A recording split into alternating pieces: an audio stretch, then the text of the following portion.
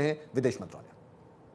प्रधानमंत्री नरेंद्र मोदी से किस अमेरिकी नेता की बातचीत हुई, क्योंकि मीडिया रिपोर्ट में आया है कि अमेरिकी उपराष्ट्रपति जेडी वांस ने उनसे बातचीत भी किया और यह भी अनुरोध किया था कि वो अपनी मिलिट्री कार्रवाई को थोड़ा कम करें, डीएस्केलेट करें। और दूसरा सवाल यह है कि जब भारत ऑपरेशन सिंदूर में चल रहा था पाकिस्तान के खिलाफ, आतंकवाद के खिलाफ माफ कीजिएगा, तो बांग्लादेश में अवामी लीग पर बैन लगा दिया वहां की सरकार ने। भारत इसको कैसे देख रहा है? Okay, there first regarding your question about Secretary Rubio's comments. On that, I've already spoken. I've told you how the understanding between India and Pakistan was bilaterally reached, and what was the conversation that we had with other countries. On trade matters, I do understand that there is a proposal which has been made in Geneva. It has been made very recently, so I don't have further details on that, but for sure we'll update you with the matter as we progress with those negotiations.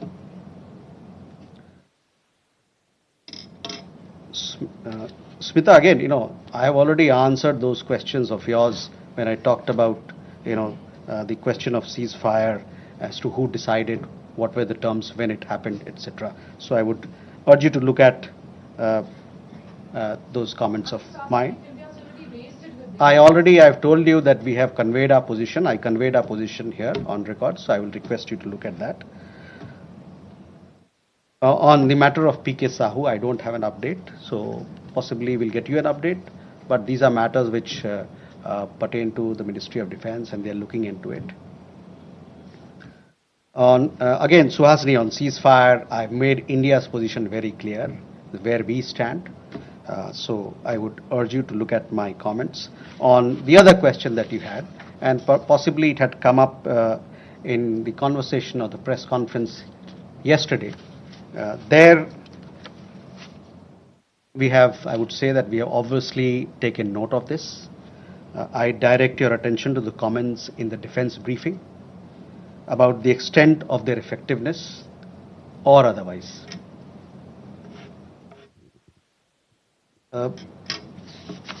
Neeraj, आपके दो सवाल। प्रधानमंत्री की बात America के उपराष्ट्रपति JD वांस से हुई थी और उस दरमियान जो बातचीत हुई थी दोनों नेताओं के बीच में, उसके आपको अवगत भी कराया गया है। जहां तक अवामी लीग की बात है, the ban on the Awami League without due process is a concerning development. As a democracy, India is naturally concerned at curtailment of democratic freedoms and shrinking political space. We strongly support the early holding of free, fair and inclusive elections in Bangladesh. जो अवामी league पे ban लगा है वो एक चिंता का विषय है। एक जो लोकतांत्रिक प्रणाली में एक तरीका होता है सब काम करने का, वो ड्यू प्रोसेस को दरकिनार करके किया गया है। एक लोकतंत्र के रूप में भारत जो वहां पर लोकतांत्रिक आज़ादी को रोका जा रहा है और जो वहां पर राजनीतिक गतिविधियों के लिए जो दायरा है वो कम हो रहा है, इसको लेके हम लोग चिंतित हैं। और साथ में हमारा ये मानना है, हमारा ये आह्वान है कि बांग्लादेश में जल्द से जल्द एक निष्पक्ष और समावेशी चुनाव कराया जाए। And we then go Manish. Sir, मैं मनीष झा हूँ, TV9 भारतवर्ष से। पिछले दिनों हमने एक और कैरेक्टर देखा, वो था तुर्की का रोल।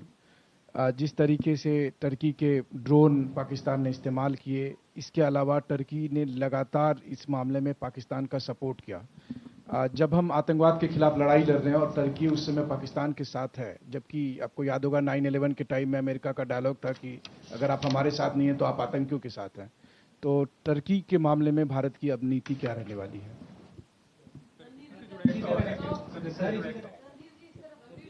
देखिए, जो सवाल का जवाब दे दिया गया उसको ना पूछे, वो नया सवाल हो तो बताएं। Yeshi This is Yeshi Seli from Business India. Are there any leads of the terrorists who attacked on the 22nd of April? And 3 terrorists were neutralized in Shopian today. Do they have any links with the terror attack of the 22nd?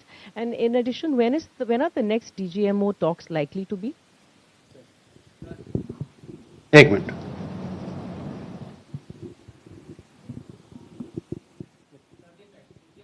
बताइए sir, ब्रह्म प्रकाश हूँ news India से। मेरा सवाल है कि जिस तरह से ऑपरेशन सिंदूर के दौरान जो हमारे मित्र देशों की भूमिका रही, उसको लेकर खासतौर से अमेरिका की भूमिका ये देखा गया है कि भारत और पाकिस्तान को एक ही तराजू में बराबर तौला गया है, ये माना जा रहा है।